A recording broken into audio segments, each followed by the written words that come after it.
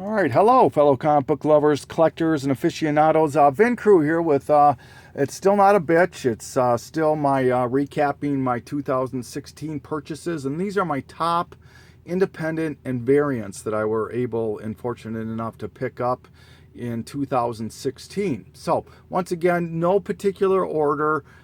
Just there were some books that you might say, "Hey, Mike, I remember you bought this book, and it's not on that list." Well, and some of these may not be that valuable. I just particularly was happy to have them, have wanted them, may really like the cover, whatever the case is. It's not just monetary value that is driving this list, and I hope I mentioned, but it's in no particular order.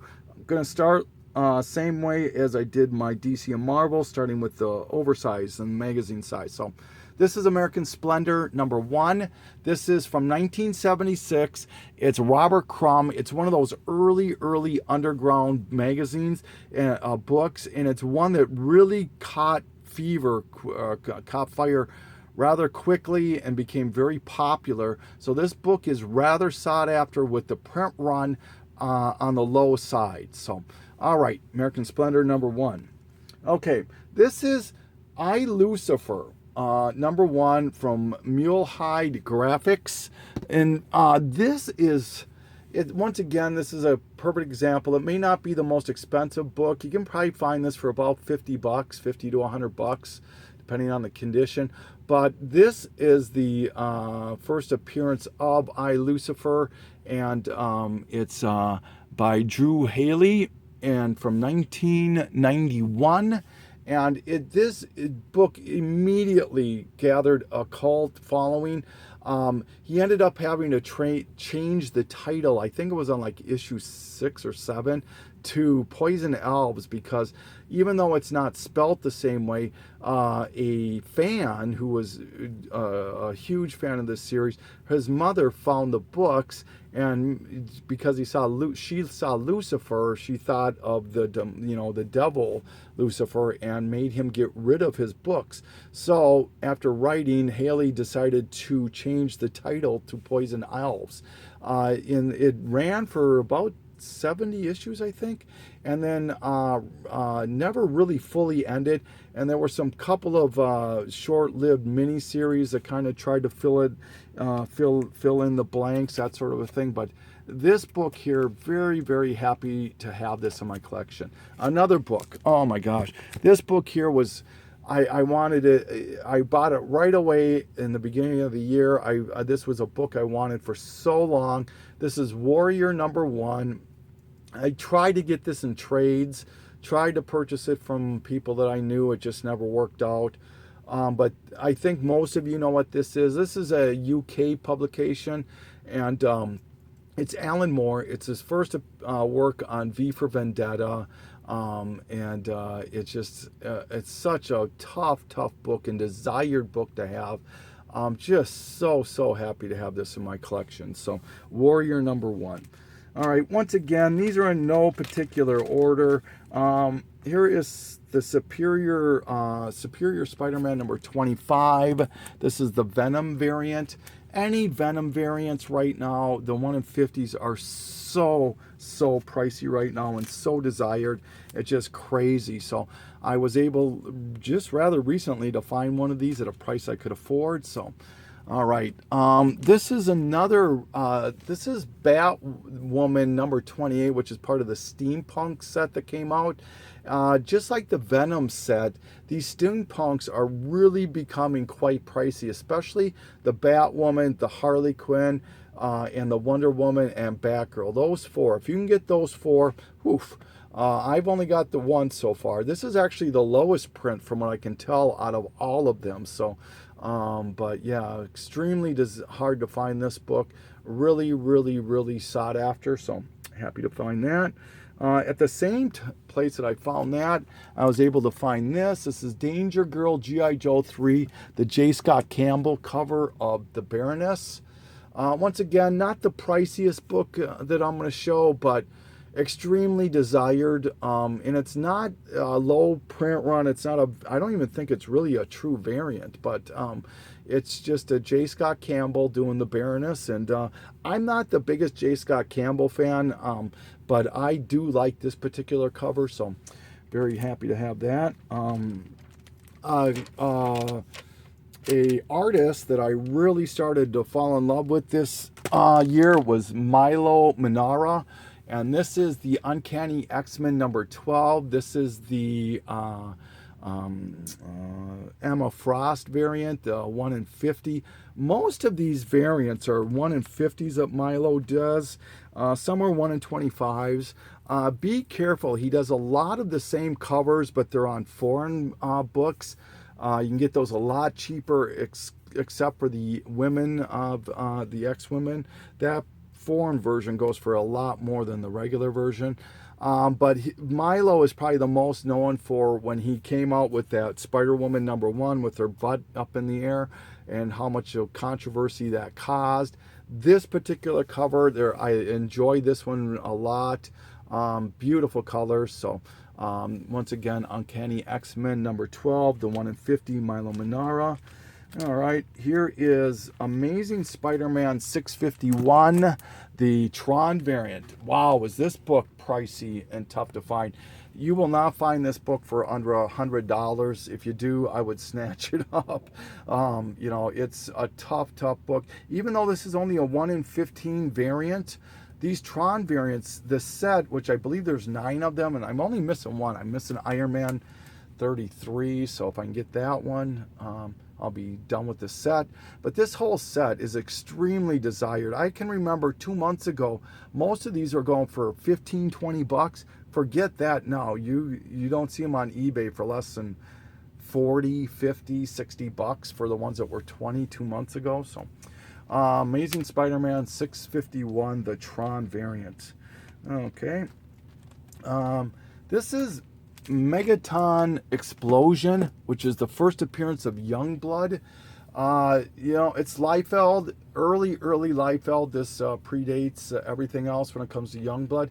Even though Youngblood is not the most desired team that Image has ever put out, or the most desired book, this particular book, which was given out at a con, is very desired.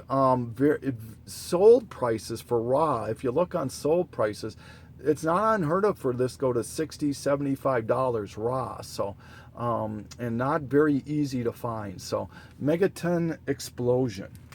All right. Let's show. Okay, Liberty Meadows number 1, just showed this one. Once again, not the most priciest book, but one that was on my list. Not an easy book to find. This is Frank Cho. This is actually signed by Frank, so very happy to have that. It's signed on the inside. All right, was able to come up to my second copy of this one, Green Lantern number 9, and Punisher and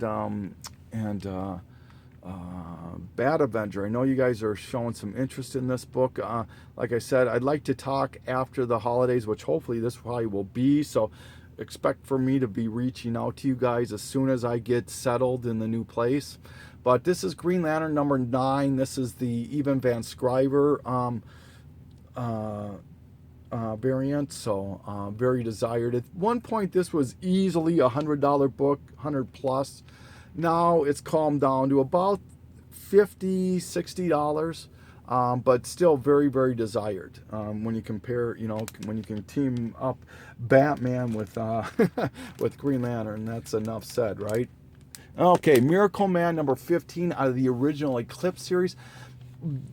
Now, I'll preface, this book has dropped quite a bit since the new Marvel series redid this.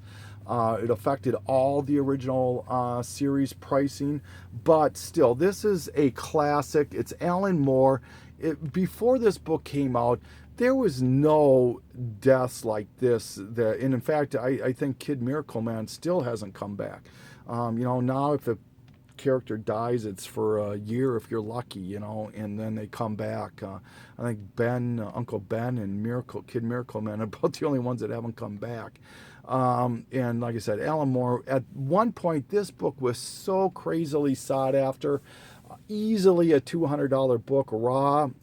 Now it's probably more like a $50, $60 book raw. But still, once again, a staple if you're Alan Moore, if you like independent stuff, if you like great storytelling, this should be in your collection. Okay. We'll do this one. Superman 204. This is the Diamond RRP exclusive that was given out to dealers and resellers. They profess that this is limited to somewhere between 500 to 1,000 copies. So I cut it in the middle, and let's just say there's 750 approximately of these out there. So that's a pretty small number. But Jim Lee pairs beautifully with my Batman 608 second print by Jim Lee. Very, very happy. I mentioned this when I showed this the first time. On eBay, there's a couple of these raw. I think the cheapest one is a couple hundred, $300, somewhere around there. So, yeah. Okay. The Action Comics 869. This is the beer can error recall. You can see, hopefully, you can see Crow or beer or whatever on there. I actually own 2 copies of this year I was able to find. This book here, once again, it was crazy expensive when it first came out, but still very, very desired. They estimate about 1,000 of these escaped pulping. When they recall a comic, they'll ask that the issues that were sent out were pulped or destroyed. I don't think they do maybe back then they did, but nowadays they don't. They jack up the price and sell them. But still very, very desired. Once I do still have that second copy of this book, so if anyone's interested, let me know. But probably a $50, $60 book right now on eBay. Asking price is probably about $100. Okay, we'll do some other recalls. This is Elseworlds 80-page giant. This had always been, oh my God, talk about a book that had been on my want list for so long and just impossible to find in the wild, at least for me.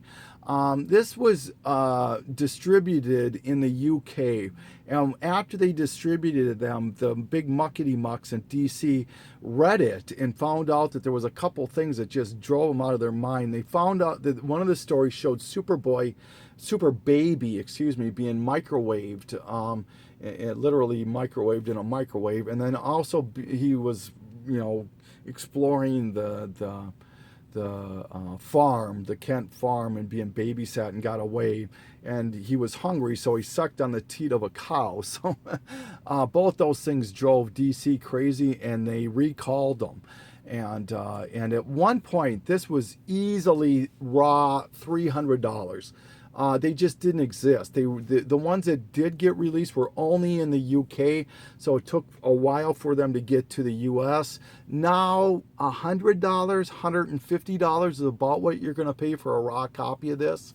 So still highly desired, but a little more palatable when it comes to the pricing. And then probably the big daddy that I was able to get this year for my recalls, another book that was on my list. There's the top 3 recalls in my opinion, which is the Action Beer Can, the Elseworlds, and this one here, the League of Extraordinary Gentlemen, number 5. This, they profess, there's only about 200 they think that have are still around. This, I'm not going to open it, but there's an ad in the back. The whole back of the book is old style ads, and the ones that were not recalled, there was a douche, a woman's feminine hygiene product that they called Marvel Douche. And when DC saw this, or America Entertainment, or whoever it was, saw this, they decided immediately that they didn't want the wrath of Marvel, so they decided to err on the side of caution and recall these, and then renamed it the Amaze Douche, Amaze. So if you can find the one that says Marvel Douche and that's the recall. That's the money book. This one is probably still around at 150, 200, maybe 250 raw on eBay. You just don't see them very often. They're so hard to come by. Like I said, they estimate maybe 200 of these exist. All right, well, let's get rid of these for now. A little more room. All right, 30 Days of Night, first print, number 1. Once again, probably not the most expensive book you're going to find, but boy, was this book tough for me to get a hold of.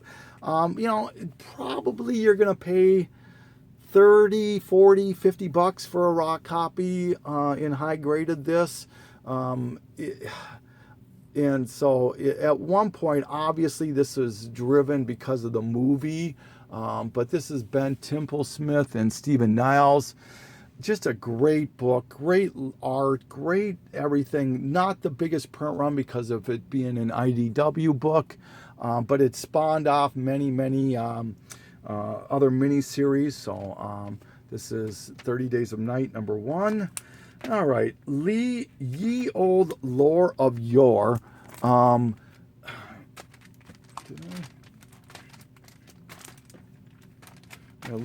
Ye Old Lore Yore. Here we go. Okay, that's sorry. This is Ye Old Lore of Yore. Now this came out. This is obviously, you can see here, Curse the Pirate Girl is on here. It's by Jeremy Bastian and Brian Peterson. Brian Peterson is, his fame is Mouse Guard. And this is the second appearance of Curse Pirate Girl. And an early, it's not, Mouse Guard is not in here, but it's an early Peterson work. This predates this book right here. The only thing that predates this book for Curse Pirate Girl is Voices, and I think it's Voices 1. I don't own that book. I've never seen that book except for a couple of people on YouTube showing it. Just an extremely hard book to find. This is Curse Pirate Girl from Olympian Publishing. There's Arcania, I believe is how you pronounce it, which is a self-published one of this. I don't own that one. That predates, the self-published one predates this one, but this one is still highly desired. That whole three issues, I believe? Yeah, 3 issues of that are highly desired. The artwork on this is absolutely phenomenal and fantastic. You're probably going to pay around $40, $50 for a raw copy of number 1 of Curse Pirate Girl. You may even have to pay higher than that. If you're lucky and patient, you'll probably be able to get it for around 40 bucks, I think. Yeah. All right, so Ye Old Lore of Yore and Curse Pirate Girl number 1s. Okay, which one's the next one I'm going to show? Cry for Dawn number 1. This I got in a trade with KKN Comics. Mike, he traded, we did a trade, and this is signed by Linsner. I've always wanted Cry for Dawn number 1 first print. Didn't want to pay the 40, 50 bucks that people were asking for this book, so thank you so much, Mike. I really, really appreciate that. Picked up Primer number 5, which is first Max the Hare. I'm not going to get into an argument about darker image and what first appearance is, and I don't care what CGC says. But anyways, to me, this is the first appearance of Max the Hare. It's Sam Keith, early stuff, very, very desired. Primer number 5. Speaking of primer, I was able to find a primer number 2 this year. I was able to pick that up. First appearance of Grendel. Very, very happy to finally have a Grendel in my collection. First appearance of Grendel, Matt Wagner. And what I also picked up, if you have a primer number 2, you better have a Grendel number 1 from Comico or Comico. Which is interesting. Even though this is the first appearance of Grendel, this book, books for hire, Grendel number 1 for some reason. I'm not sure why that is, but it just so you can't have one without the other. It's kind of a bookend there. So I was very, very fortunate to be able to pick up both of those. Grendel, which is primer number 2, and Grendel number 1. All right, Scud. The Disposable Assassin, number 1, first print. Make sure it's a first print. There's multiple printings of this. Man, that's a tough book to find. Good luck finding it in the wild. um, don't buy now on eBay. If you're patient and you wait for auctions, you can sometimes snipe this book, or self buy it. But this book has got a cult following. It's a great read. It really is. It's it's about you can this dystopian future, you can actually buy an assassin in a vending machine, a one-time use assassin, and it's kind of the story about that. So if you get a chance, pick it up and trade or whatnot. So all right, getting down to the tail end here. Evil Ernie #1 from Eternity. First appearance of Evil Ernie, but more importantly, first appearance of Lady Death. Stephen Hughes stuff here. Great book. Back in the 90s, the Bad Girl era, 80s, 90s. This book was crazy. This book was $200, easy $200. Now it's probably a $60 book, somewhere around there. Still highly collectible, highly sought after. All right. Picked up my San Diego Comic-Con #2, first appearance of Hellboy in the U.S. There is Dime Press 4, but that's an Italian book. I mentioned it when I bought this book. I would love to have a Dime Press 4. However, I'm not sweating that. Your foreign stuff is great, but it doesn't set as high a precedent for me than non-foreign stuff. Even though I own a few foreign things, but very, very happy to have this. This is probably raw $60 on eBay that you're going to pay for this book. Even on auction, buy it now is probably 100 plus on this. Very desired. So yeah, very happy to been able to take this off the list. Okay, Invincible #1. Oh boy, this is another one that I was just going crazy trying to find this year. It's Kirkman. I'm never gonna own a Walking Dead #1. I shouldn't say never, but it's maybe less than a 1% possibility. But Invincible is really, really garnering some attention. People really are jumping on the bandwagon of this. It's a well-written book. And it's a long-lasting book. They're up around 150 now, I think. So, and it's going to end soon, unfortunately. But this book here, you're not going to find this book for under $100 raw. You're just not. It just doesn't happen. If you can find it for under 100, I would jump on it every day of the week. I really would. It's just one of those books that is very, very sought after these days.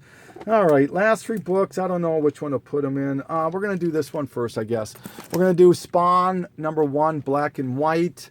This was only available if you ordered 50 copies of Spawn issue 65. Okay, Spawn issue 65, and nothing happened in that issue.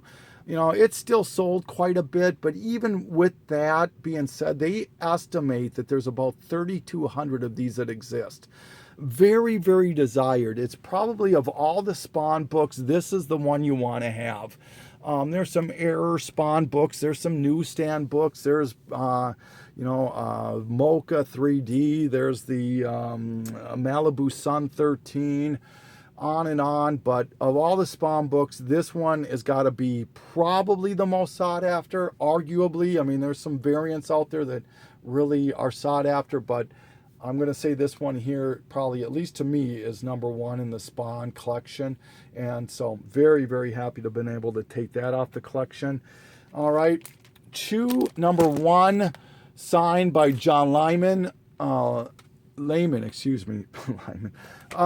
This is, even though this book has been talked about, for a movie or TV or whatever the case is, and even though the series only went to 60 issues and has ended, I believe, it's still, this book here, if you put this in the pantheon of image number ones and even independent number ones that were released from 2003 or even 2000 on. This is top 5, top 3 easy.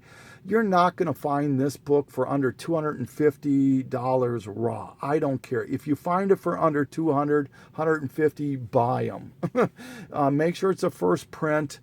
It's just such a crazy hard book. They estimate that this has a lower print run. I think it's, I want to say it's 5,300 that they estimate the print run. Maybe I wrote it. I can't remember.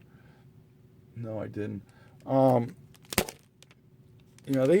believe it's estimated to be 5,300. Walking Dead number 1 was at 7,300.